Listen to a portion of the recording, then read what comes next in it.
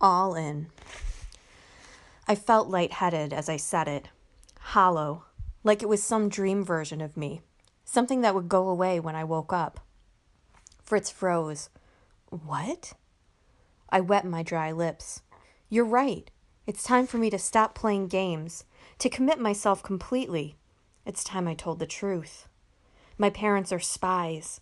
They're harboring the British airman, the one we were searching for in the countryside. They're hiding him until we can get him out of the country.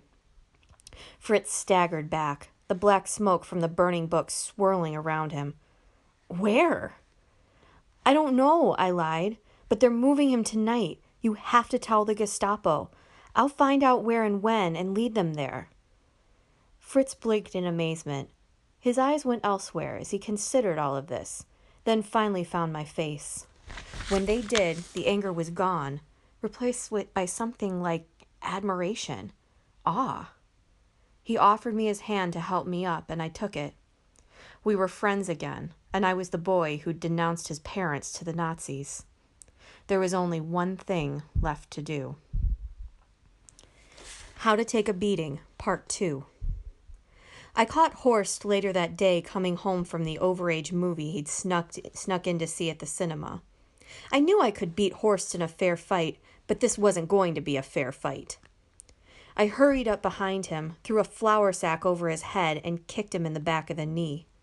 He went down hard on the sidewalk, and before he could tear the sack off his head and see who attacked him, I kicked him hard, right in the ribs.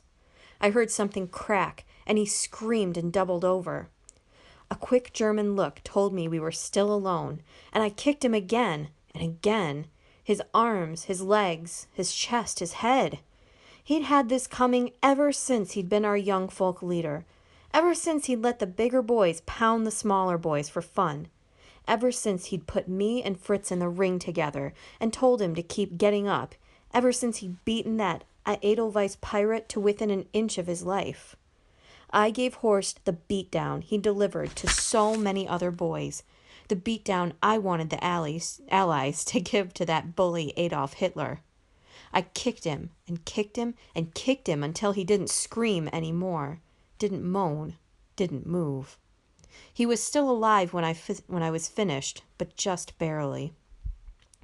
I dipped 2 fingers in the blood that was pooling on the sidewalk underneath him, and on the wall above his broken body I drew a picture of an Edelweiss.